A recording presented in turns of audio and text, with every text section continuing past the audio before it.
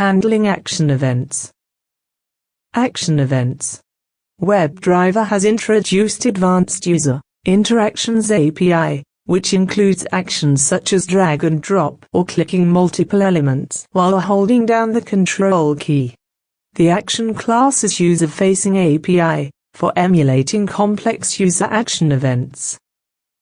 You can directly use this class rather than using the input devices, that is keyboard or mouse. Keyboard Interactions by Actions API.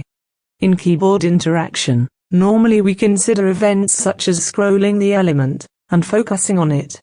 The keyboard interface has three methods: void send keys, char sequence, keys to send, similar to the existing send keys method in WebDriver. Void press key sends a key press only, without releasing it. Should only be implemented for modified keys. Control, Alt and Shift. Void release key, keys key to release, releases a modified key. Mouse Interactions by Actions API. In mouse actions we use current location of the element as a standard.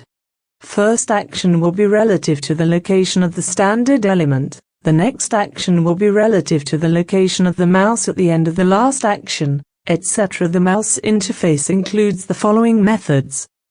Void click, web element on element, simply click on element. Void double click, web element on element, double clicks on element. Void mouse down, web element on element, holds down the left mouse button on an element. Void mouse up, web element on element, releases the mouse button on an element. Void mouse move, web element on element, move from the current location to another element. Or void mouse move, web element on element, long X offset, long Y offset, move from the current location to new coordinates. Void context click, web element on element, performs a context click, right click on an element.